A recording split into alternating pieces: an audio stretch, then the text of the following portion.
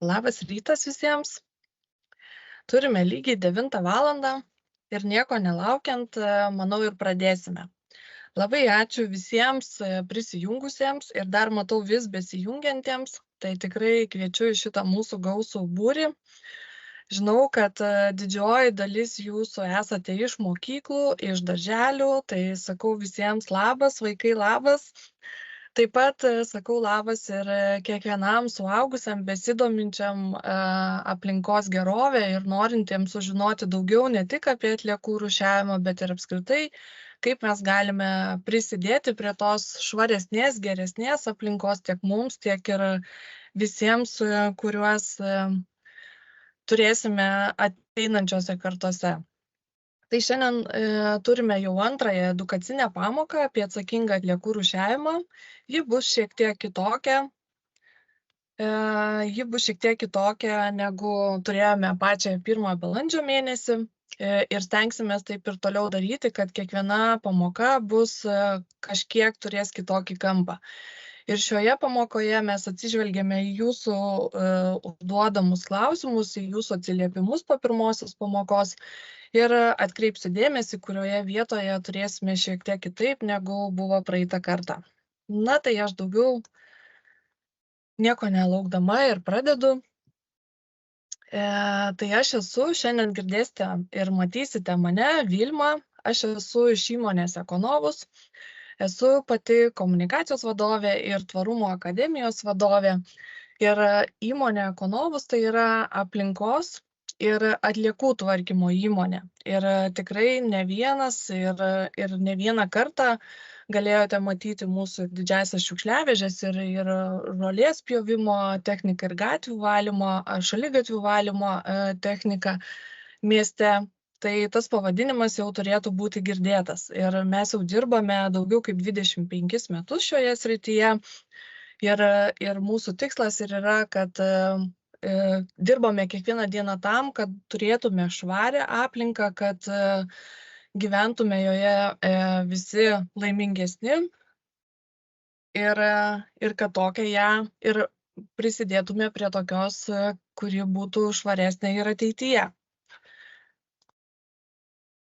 Taip, o Tvarumo akademija tai yra Econovus projektas, kuriame mes ir daliname žiniomis. O taip pat kaip ir šiandien, taip ir važiuojame į įmonės ir kartais į kitas mokyklas ar stovyklas, labiname su vaikais ir daliname žiniomis apie tai, kaip reikėtų teisingai rūšiuoti ir apskritai pasakojame, kokią įtaką atliekos daro gyvai gamtai, visam pasauliui, žmonėm, kodėl apskritai verta rūšiuoti.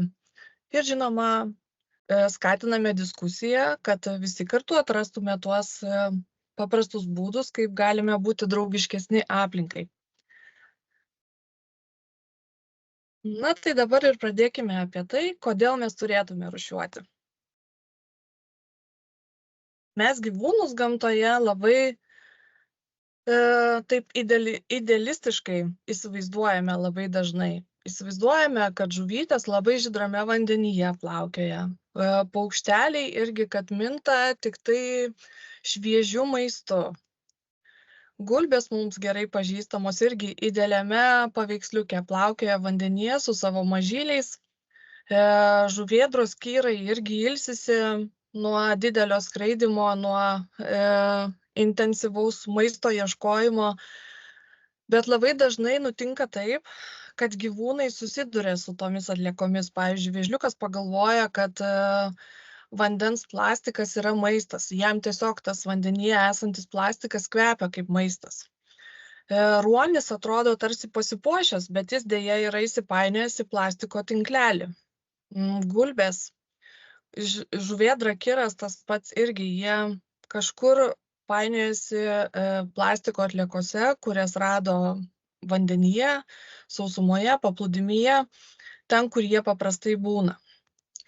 Atostogų, kai norime važiuoti, irgi dažnai labai tėveliai arba patys žiūrime tokias nuotraukas, kur žydras vanduo, skaidrus dangus, palmės, jau taip ir įsivaizduojame, kaip gulėsime ant to gulto, niekas daugiau nerūpės, tik tai kaip išsitepti kremu ir praleisti tas kelias valandas maloniai paplūdimyje.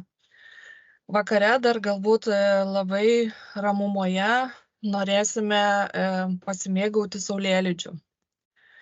Bet deja, tie mūsų paplūdimiai labai dažnai atrodo taip. Smėlis nuklotas plastiko atliekomis. Dažnai tai ir ne vieną dieną, ne vieną savaitę tos atliekos ten guli. Ir čia tos atliekos pasilieka ne tik dėl to, kad žmonės jas palieka. Į paplūdimius jos dažnai išmeta ir iš jūros, vandenynų, o kaip jūros atsiranda irgi ne tik dėl to, kad suneša jas į vieną vietą, bet ir nuo laivų pramonės, nes laivai labai dažnai dar irgi atliekas tiesiog išmeta per bortą. Dar vis turime vis tokį mąstymą, kad taip yra lengviausia atsikratyti atliekomis. Na ir kuomet mes taip elgiamės, kuomet matome ir randame tos didelius kiekius plastiko, tad nenuostabu, kad to plastiko dėmių ir atsiranda vandenynuose. Tai vat kaip mes nerūšiuojame, kaip išmetame bet kur tas atliekas, tai tuomet susidaro vandenynuose plastiko dėmės. Ir čia matote vieną iš tų plastiko dėmių, čia kairiau paveiksliukė pajuodinta tokia dėmė. Tai čia yra viena iš didžiausių plastiko dėmių esanti ramiajame vandenyne. Ir jos plotas siekia ta dėmė tokio dydžio, kaip būtų 24,5 Lietuvos. Įsivaizduokite, kai jūs per atostogas važiuojate nuo vieno Lietuvos galo iki kito, tai tokį plotą dar padauginkite iš 24,5 kartų. Ir tų dėmių pasaulyje yra deja ne viena, skaičiuojama, kad jų jau yra 6, tai jos didesnės arba mažesnės, bet jos yra 6, tai po vieną praktiškai kiekvienam vandenyne. Ir čia matote paveiksliuką, kur toks tarsi bordiūras padarytas, tai čia yra viena iš priemonių, kaip rinkti tas atliekas vandenynuose, kaip jas sustumti į vieną vietą ir kad paskui jas būtų lengviau surinkti. Tai birželio mėnesio pamokoje aš jums daugiau parinksiu medžiagos, kaip tos atliekos vandenynuose yra renkamos, kaip jas bandoma mažinti, kokiomis priemonėmis tą daroma. Tai prisijunkite ir birželio mėnesį. Na, bet mes atliekų ir sąvartynų turime ne tik vandenynuose, bet jų yra ir ant žemės. Tai čia jums įdėjau keletą didžiausių pasaulio sąvartynų. Dabar matote didžiausią esantį Šiaurės Amerikoje, tai jis yra netoli Las Vegaso. Pietų Amerikoje yra didžiausias Meksikoje. Na, Europoje laikomas didžiausiu Romoje esantis sąvartynas. Dauguma tų sąvartynų yra uždaryti, bet tos atliekos vis tiek ten yra sukauptos ir jos dar gulės ten daug šimtų metų. Ir mes tikrai nei vienas nesulauksime, kol ten neliks nei vienos atliekos. Didžiausi Lietuvos sąvartynai, tai prie Vilniaus yra didžiausių laikomas Kariotiškių sąvartynas. Jame dabar yra suformuota, čia matote tokia žalia dirbtinė kalva, tai ten yra apželdinta atliekų krūva ir paversta kaip apžvalgos aikštelė. Kiek žinau, tai Kariotiškių sąvartyne galima susitarti dėl ekskursijos. Grupėms tai yra padaroma kartais ir užlipus ant tos aikštelės, sakoma, matosi Vilniaus vaizdai.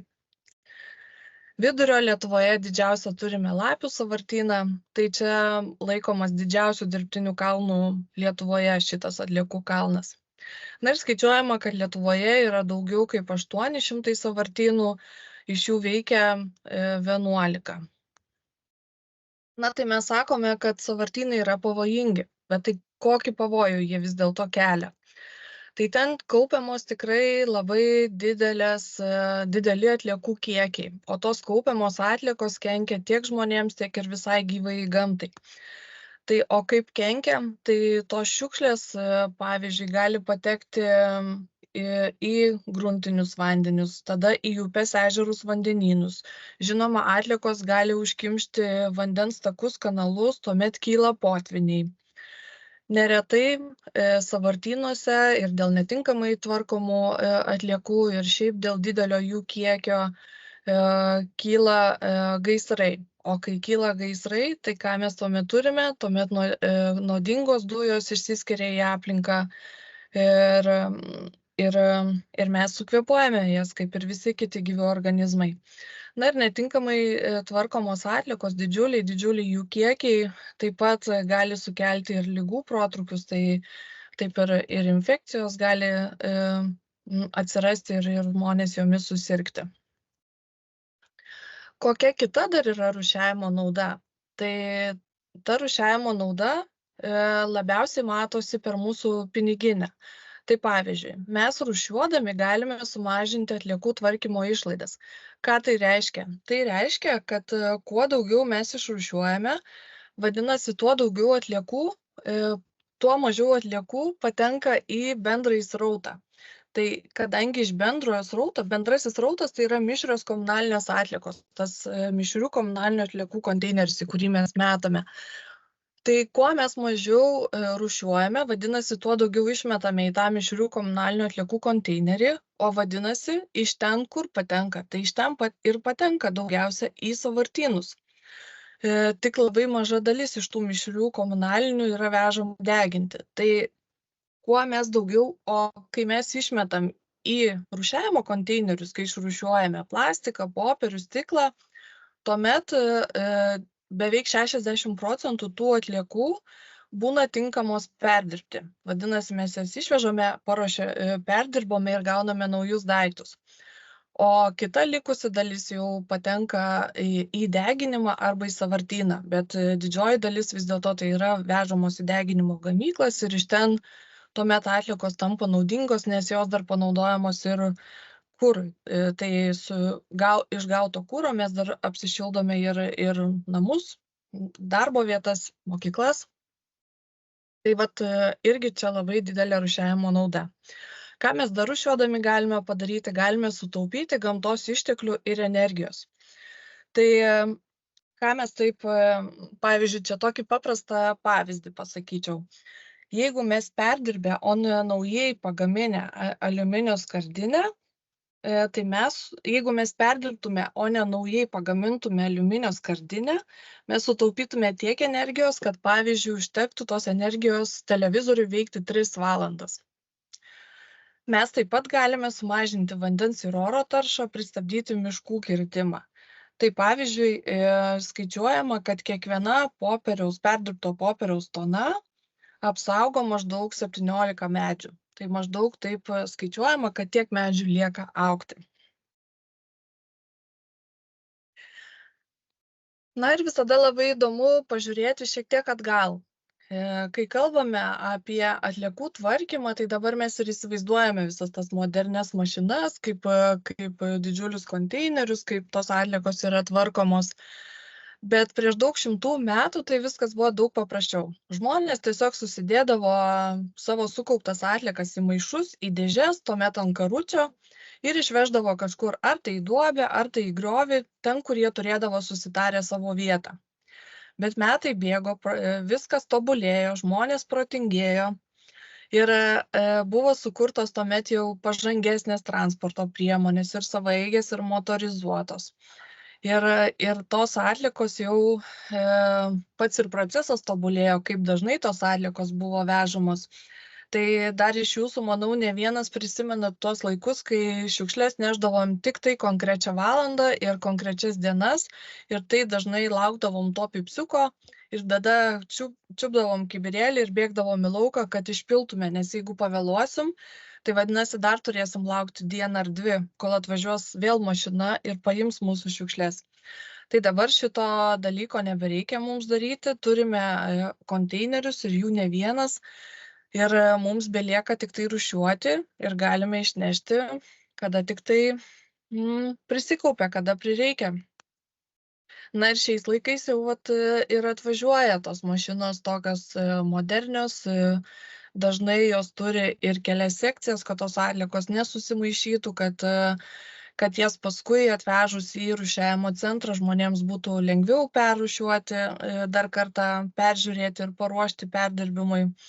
Ta technika, su kuria valome šaligatvius, pjauname žolę, tai dabar praktiškai visa pas mus yra elektra varoma Ir kuo toliau mes turime tokį tikslą, kad mūsų automobiliai būtų kuo labiau ir kuo daugiau jų būtų varoma alternatyviu kuru. Ir mūsų tikslas ir yra iki 2050-ųjų, kiek įmanoma, didžiąją dalį tų automobilių parko turėti varomų alternatyvių kurų, ar tai bus elektra, ar vėliau kažkoks kitas atsiras plačiau naudojamas, tai mes į tai dedame fokusą.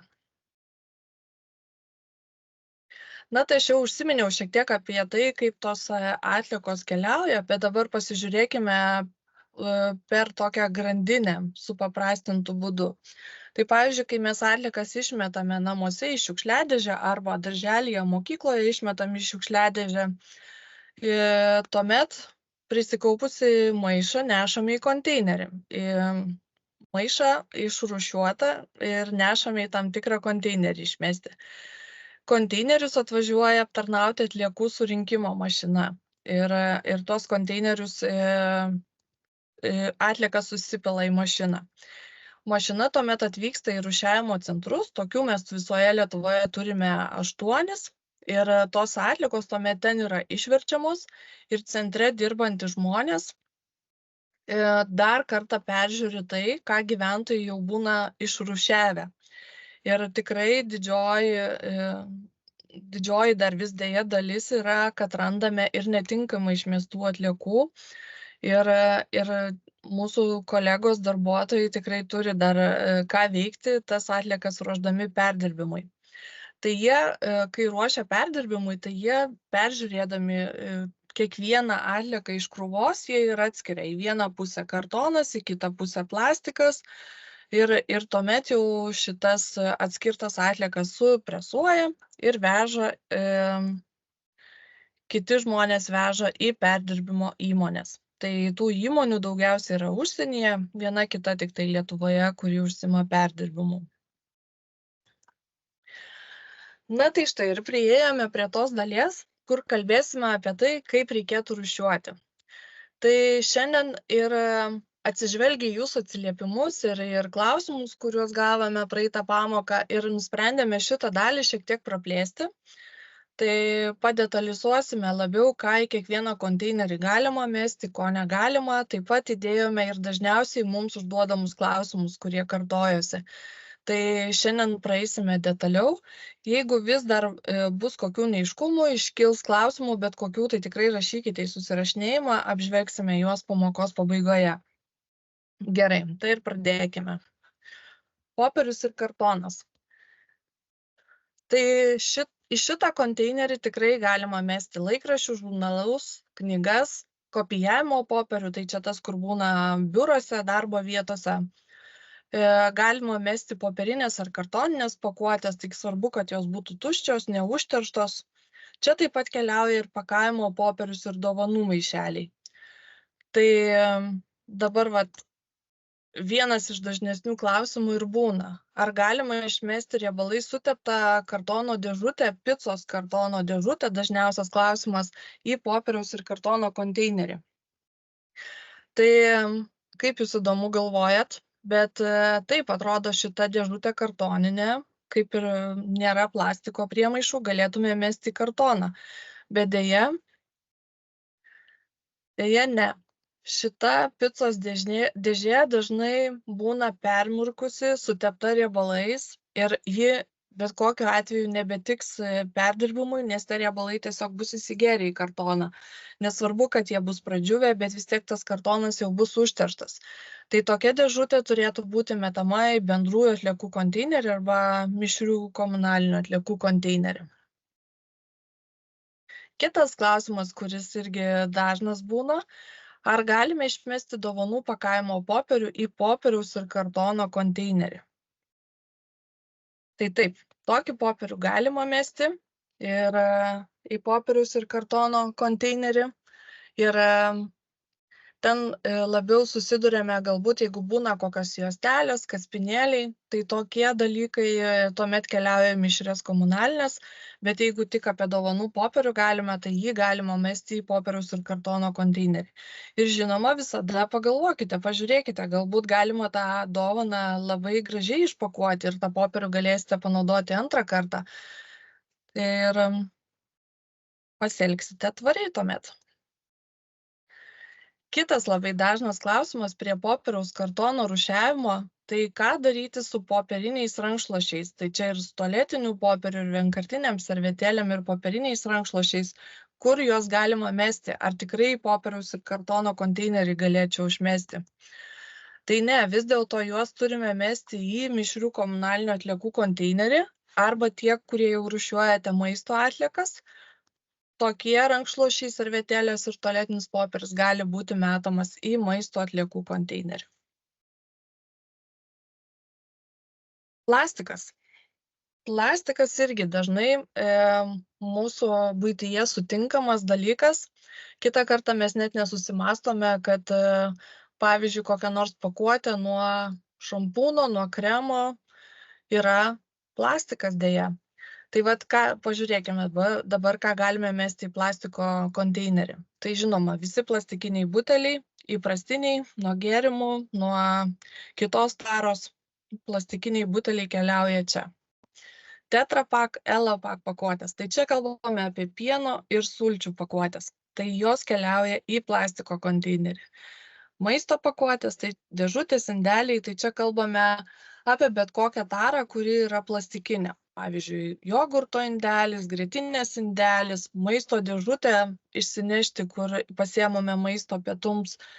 Tai va šitos, jeigu jos yra ištuštintos, neužterštos, tai jas galima mesti į plastiko konteinerį. Dar ką norėčiau atkreipti dėmesį, kad jūs plauti neprivalote. Svarbu, kad tos pakuotės būtų tuščios. O ką tai reiškia? Kad pavertus, pavyzdžiui, butelį, iš to butelio niekas nevarvėtų, nebėgtų ir vadinasi viskas tvarkoje. Galite išmesti į plastiko konteinerį. O kodėl svarbu, kad nebūtų varvanti, bėganti pakuotė? Todėl, kad jeigu jūs išmetate vieną, pavyzdžiui, dėžutę su maisto likučiais, o tame konteineryje jau buvo kitos, pavyzdžiui, 15 švarių atliekų, tai nuo jūsų vienos dėžutės pasidarė nešvarios visos ir tos 15. Tai atsakingas mūsų elgesys tikrai prisideda prie to, kad mes turime kuo daugiau švarių išmestų atliekų tinkamų perdirbimui. Ką dar galima į plastiko konteinerį mesti? Tai žinoma, saldainių traškučių pakuotės, maišeliai, plėvelė, čia kalbam apie tuos įprastai sutinkamus ir buitinių priemonių tara. Čia irgi svarbu atkreipti dėmesį. Kodėl jį čia paminėta? Nes buitinių priemonių tara, tai čia kalbam apie visus bakelius nuo ploviklių, nuo valiklių, lakonėliai aerozoliniai, pavyzdžiui, plaukų lakas ar kažkoks gaiviklis. Tai įprastai nemažai šitų buitinių priemonių tara yra paženklinta pavojingų atliekų ženkliukų, tokia ugnis būna nupiešta. Ir pirmenybė tokias atliekas yra nuvežti į stambiagabaričių ir pavojingų atliekų aikštelę. Bet į plastiko konteinerį galima mesti tik tuo atveju, jeigu tikrai esate įsitikinę, kad yra visiškai ištuštinta pakuotė, neliko net mažiausio likučio. Ir, pavyzdžiui, aerozolinė, tai ką reiškia tuščias, kad papurškus net oras nebeina iš ten. Tai tada jau yra didesnis šansas, kad jinai yra tuščia. O kodėl svarbu, kad nebūtų nei menkiausio lašelio tame purškiklyje, pavyzdžiui? Tai dėl to, kad kai atliekų surinkimo mašina išsipila atliekas iš konteinerio, toje mašinoje atliekos yra presuojamos. Ir kai presuojame, vadinasi, yra spaudimas ir jeigu lieka, o tie purškikliai paprastai yra sprogus, degus, tai vadinasi susispaudžia ir sprogsta ir kyla gaisras. Tai kaip mes mieste girdime apie kilusius gaisrus, apie užsidegusias atliekas arba degančias šiukšliavežes, tai žinokite, kad buvo primesta netinkamų atliekų. Tai kažkas tokio sprogaus buvo įmesta arba dar galėjo būti koks nors, pavyzdžiui, žaislas išmestas su baterija. Ir tai dėl to būtina ir baterijas visas išimti ir išrūšiuoti taip, kaip reikia. Tai dar ką svarbu prisiminti prie plastiko, kad čia galima mesti ir metalo pakuočių atliekas. Tai kalbame apie, pavyzdžiui, gėrimų skardinės, apie konservuoto maisto skardinės įvairias. Mes ištuštinam, išvalgom, išgeriam ir išmetam į plastiko ir metalo konteinerį. Ir vėlgi, tada čia pereikim dabar prie klausimų jūsų. Tai ar galima išmesti saldainių, traškučių, ledų popierėlius į popieriaus ir kartono konteinerį? Tai jau šitą turbūt išmokote, kad ne visi popierėliai ir maišeliai nuo saldainių, traškučių ir ledų keliauja į plastiko ir metalo konteinerį. Pieno ir sulčių pakuotės. Kai jas išgeriame, ar galime mesti į plastiko ir metalo konteinerį? Jau irgi kalbėjome, tai girdžiu, kad sakote taip. Tai visos pakuotės pažymėtos Tetra Pak, Elo Pak ženklų, jos keliauja į plastiko ir metalo atliekų konteinerį. Kitas būna dažnas klausimas prie plastiko pakuočių konteinerio ir ką ten galima mesti. Tai pavyzdžiui, ar galiu išmesti smulkes ir stambes elektroninės priemonės į šitą konteinerį? Tai visgi ne. Smulkes elektronikos atliekas reikėtų atnešti ir išmesti į specialias surinkimo dėžes, kurių tikrai jau yra ne viename prekybos centruose ir jų dabar dar padauginta. Tai jau net ir mažesniuose galite rasti tokias dėžes, į kurias metate smulkią elektroniką, perdegusias lemputes ir baterijas. O stambes elektronikos priemonės įrangą visgi reikės atvežti į stambiagabaričių ir pavojingų atliekų aikšteles. Kitas klausimas buvo, ar galiu tuščią šampūno buteliuką išmesti į plastiko ir metalo konteinerį? Tai nesvarbu, ar vaikiškas šampūnas pasibaigė, ar suaugusių šampūnas. Jeigu jis jau visiškai tuščias, tai mes tokį ir galime išmesti į plastiko ir metalo atliekų konteinerį. Stiklas. Stiklas turbūt toks šiek tiek vienas iš lengvesnių dalykų prisiminti. Tai ką mes galime čia mesti? Galime mesti stiklinius butelius, galime mesti stiklainius be dangtelių. Dangteliai prisiminkime, kad keliaus į plastiko ir metalo konteinerį. Gali keliauti stiklo indai.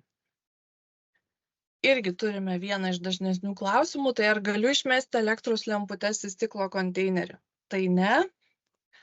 Lemputes reikėtų atnešti į specialias dėžes esančias prekybos centruose, ten pat, kur ir atneštumėt smulkę elektroniką ar baterijas. Ar galiu išmesti veidrodį ir jo šukes į stiklo konteinerį? Tai dėja, bet ne. Nes veidrodžiai visų pirma tai nėra pakuotės ir tiek visi nesudužę veidrodžiai, tiek ir didesnės šukės turi atkeliauti stambiagabaričių ir pavojingų atliekų surinkimo aikšteles. Čia pat keliauja ir keramikos gaminiai, porcelianas, krištolas, akinių stiklai. Tai jie kol kas nėra perdirbami ir jie turi keliauti į šitas aikšteles. Ar galiu išmesti stiklainį be dangtelio į stiklo konteinerį? Taip, be dangtelio stiklainis keliauja į stiklo pakuočių konteinerį ir svarbu prisiminti, kad tas stiklainis turi būti tuščias, jo plauti nereikia, bet svarbu, kad būtų nevarvantis. O dangtelį išmesite į plastiko ir metalo konteinerį. Tai, ką mes išrūšiuojame, yra viskas tvarkoje, bet tikrai dar pasitaiko ir tokių atliekų, kurių kaip ir nėra kur dėti. Nėra dar tokio konteinerio arba dar tos atliekos yra neperdirbamos ir mes tuomet turime mišrių komunalinių atliekų konteinerį. Tai ką mes galime į tokį išmesti? Ką dar turime į tokį išmesti? Tai higienos priemonės. Jau apkalbėtos mūsų servetėlės, nosinaitės, popieriniai rankšluosčiai. Sauskelnės irgi būna dažnas klausimas, kur jas padėti. Tai žinokit, kad į bendrasias atliekas turi keliauti. Skutimosi peiliukai, dantų šepetėliai, jie tie įprastiniai plastikiniai, kurių vis dar dauguma keliauja į šitą. Taip pat popieriaus gaminiai turintys plastiko priemaišų, tai čia toks pirmas atėjęs pavyzdys į galvą, tai yra tie maišeliai kur dedame bandeles, visus kepinius parduotuvėje, kurie yra tarsi popieriniai, bet jie turi langelį plastikinį. Tai toks gaminys jau skaitosi popierius su plastiko priemaišom ir šiai dienai jo perdirbti negalima. Nebent jūs jį išplėštumėte tą plastiką ir popierių išmestumėt į mišrias komunalines, nes tas popierius būna permirkęs riebaluotas, o tą plastikinę atplaišą mestumėt į plastiko konteinerį, bet paprastai taip nedarome. Čia irgi dažnas klausimas prie mišrių komunalinių, ar galiu naminių gyvūnų priežiūros atliekas mesti į mišrių komunalinių atliekų konteinerį. Tai taip, tokias susidarančias atliekas galima mesti į šitą konteinerį. Ir buityje mes namuose ar mokykloje, darželyje, darbe turime ir kitų atliekų. Tai paprastai medikamentai, tai vaistai pasibaigusio galiojimo, nebenaudojami, tai mes juos turime atnešti priduoti į vaistines. Maisto papildus dabar galima išmesti į maisto atliekų konteinerį, kas jau tokius turite ir rūšiuojate savivaldybėse. Tai galima mesti į maisto atliekų konteinerius, bet vaistai turi būti pristatomi į vaistinės. Pavojingų medžiagų tara, kaip ir sakiau, čia pirmenybė yra stambiagabaričių atliekų aikštelė, turi būti pristatomi tie kiekiai. Žolės sugrėbti lapai, smulkios šakelės į žaliųjų atliekų konteinerį. Žuvies, mėsos, kiti maisto likučiai į maisto atliekų konteinerį. Minkšti žaislai, drabužiai, avalynė į tekstilės atliekų konteinerį. Tai prie stambiagabaričių, prie kitų atliekų kategorijos, tai dažnai būna irgi klausimas su dideliais daiktais. Tai kur man dėti sofą, dviratį, langus, langų stiklą ar kažkokį kitą. Tai tokie dideli daiktai, didelės atliekos turi atkeliauti į stambiagabaričių ir pavojingų atliekų aikšteles. Jų miestuose dažnai yra ne po vieną, galima susirasti internete, kur jums yra artimiausia, pasiskambinti, pasiteirauti, kada galėtų priimti jūs ir jūsų atliekas. Ir paprastai ten vienas kartas per metus dažnai būna ir nemokamas, bet reikėtų žiūrėti pagal kiekvieną miestą. Dar labai trumpai apie tekstilės atliekas noriu atkreipti dėmesį. Tai švarius ir naudoti tinkamus drabužius turime mesti į tekstilės atliekų konteinerį, turime mesti drabužius, avalynę, rankinės, diržus, užuolaidas, patalynę, minkštus žaislus. Ir svarbu atsiminti, kad jie dar turėtų būti švarūs ir tinkami naudoti. Tai dėl to yra prašoma sudėti į atskirus maišus ir įmetus į konteinerį uždaryti dangtį, kad tiesiog nesušlaptų, nesusipurvintų tie išmesti daiktai. O kodėl to yra prašoma? Dėl to, kad tik maždaug pusė tekstilės surinktų atliekų yra perdirbama, o kita likusi dalis yra dar naudojama pakartotiniam naudojimui. Tai reiškia, kad atiduodama labdaros organizacijoms, išdalinama tiek trečiosioms šalims, tiek ir per kitas organizacijas. Tai žodžiu, tie daiktai dar yra naudojami. Jeigu yra visiškai susidėvėję batai, drabužiai, tai tokius, žinokite, galima ir reikia mesti į mišrių komunalinių atliekų konteinerį. Taip, tai nuo šių metų jau savivaldybėse privaloma rūšiuoti maisto atliekas. Tai vienos savivaldybės jau yra pasiruošusios šitą sistemą, kitos dar tik tai pradeda tai daryti ir kažkokie pirmieji žingsniai matomi. Tai pavyzdžiui, Vilniuje girdime ir matome, kad maisto atliekos yra rūšiuojamos į oranžinius maišiukus ir tuomet metama į mišrių komunalinių atliekų konteinerį. Šiaulių, Alytaus ir kiti regionai turi atskirus konteinerius ir rūšiuoja taip. Tai kiekviena savivaldybė turi savo tvarką ir pagal tai savivaldybės atstovai rūšiavimo atliekų tvarkymo centrai nurodo, kaip reikėtų tas atliekas rūšiuoti. Tai prie šitos temos mes ilgai nesustosime, ją detaliau pažiūrėsime antroje metų pusėje, tai yra nuo naujų mokslo metų, Kai jau ta tvarka bus praktiškai visose savivaldybėse, tai tuomet galėsime irgi detaliau pažiūrėti per didžiuosius miestus, per regionus, kaip tos atliekos yra rūšiuojamos ir ką svarbu prisiminti. Na ir kai kalbame apie atliekų rūšiavimą, tikrai labai dažnai girdime žodį, sąvoką antrinis panaudojimas. O kas tai yra antrinis panaudojimas? Tai yra tai, kai mes perdirbę atliekas galime sukurti visai naujus daiktus, kurie turi ir kitą paskirtį. Ir kartu su antriniu panaudojimu labai dažnai galima išgirsti ir zero waste, ar tai judėjimą, ar tai principus, ar tai gyvenimo būdą. Tai kas tai yra? Tai paprastai žmonės, kurie remiasi zero waste principais, tai jie ir vartoja perdirbtas arba savaime suyrančias medžiagas ir perka tokius daiktus ir žiūri, kad jų buityje tai būtų kuo daugiau. Na ir kaip mes kasdien galime taikyti zero waste principus, tai pavyzdžiui, naudoti daugkartinius maišelius, butelius, dėžutes, vengti to vienkartinės taros. Galime kompostuoti maisto atliekas, taisyti daiktus, o ne juos išmesti.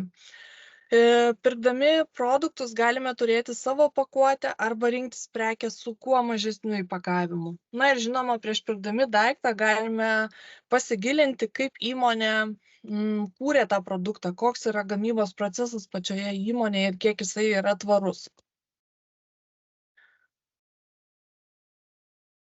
Na ir štai jums keletas pavyzdžių, kaip gali būti antrinio panaudojimo daiktai. Tai pavyzdžiui, vieną kojinių porą gaminant yra panaudotas vienas plastikinis butelis.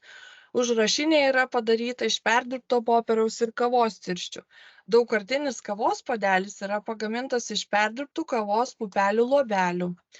Na, o šiemet per Paryžiaus olimpinės žaidynės žiūrovai, kurie atvyks į stadionus, į erdves stebėti rungtynių varžybų, sėdės ant kėdžių, kurios yra pagamintos iš perdirbto plastiko.